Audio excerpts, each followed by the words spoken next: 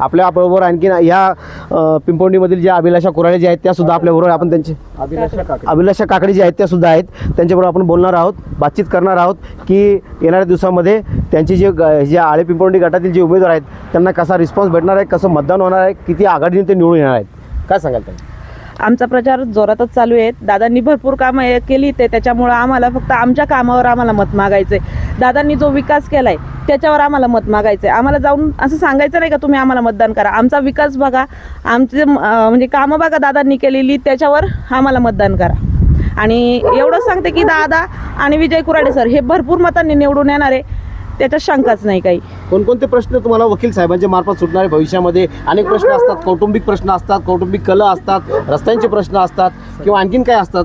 सगळेच प्रश्न दादा सोडवणार आहेत. आणि सर्वांचं पण आता ते कायदेशीर अभ्यासक आहेत, त्याच्यामुळं रस्त्यांची कामं किंवा सांडपाण्याचे व्यवस्थापन, अंगणवाड्यांचं म्हणजे भरपूरच कामं त्यांनी केलेली ताळेगावात. आणि इथून पुढं पण अजून कामं चांगली होतील त्यांची, त्यात काही हेच नाही.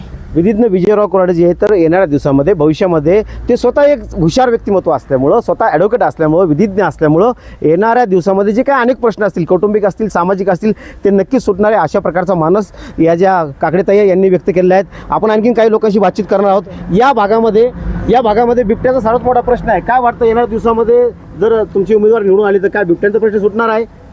त्यात शंकाच नाही आहे. बिबट्यांचा प्रश्न हा सोडवण्यासाठी जसं नेताजी भाऊंनी आत्ताच सांगितलं की कुराडे साहेबांनी कायद्याच्या आधारे, कायद्याच्या चौकटीत बसून त्याला कशा पद्धतीने मार्गी लावतील. कारण तो जो प्रश्न आहे त्याच्यात आपण म्हणतो फॉरेस्टचा विषय येतो, केंद्रीय कायदे इन्व्हॉल्व होतात. तर त्याच्यासाठी आपला असाच एक उमेदवार लागेल की जो ह्या कायद्याला आणि ह्या सगळ्या गोष्टींना जाणतो. नाही तर तुम्हाला माहिती आहे अधिकारी, बाकीचं प्रशासन लालफिताशाहीमध्ये असे प्रश्न अडकून टाकतात की सामान्य गोष्टींना पण क्लिष्ट करतात. तर त्याच्यासाठी असाच माणूस लागेल की ज्याला त्या सगळ्या प्रक्रियेची जाण आहे. आणि आत्तापर्यंत त्यांचं जे आळेगावातलं काम आहे आणि इतर समाजातला जो संपर्क आहे तो आपण सर्वांनी पाहिलेला आहे. म्हणजे काय म्हणतो की हातच्या काकणाला आरशाची गरज नाही, तशा पद्धतीचं आहे. आणि नितीनजींची पण जी उमेदवारी आहे ही स्वतःसाठी नाही आहे किंवा त्यांना काय बनायचं आहे किंवा काय पाहिजे असं नाही. ज्यावेळेस ते ग्रामपंचायत सदस्य झाले त्यावेळेस पण प्रश्न जे होते ते सामान्यांचे सोडवत राहिले. लोकांच्या तगाद्यामुळे त्यांना उभं राहावं लागलं आणि लोकांनी प्रचंड बहुमताने त्यांना निवडून दिले. ते आपल्यासमोर आज जो प्रश्न आहे, आज पंचायत समितीचा विषय असेल, त्यांची इच्छा नव्हती की मला उभं राहायचं आहे किंवा काय, त्यांच्या स्वतःसाठी त्यांना काही नकोच आहे. परंतु समाजातले जे तळागाळातला घटक आहे, जो सामान्य माणूस आहे, ज्याचा प्रश्नाला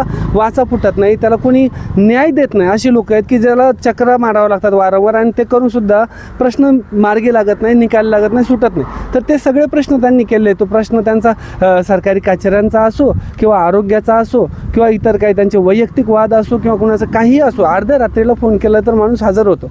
आणि इतका नम्र माणूस आहे की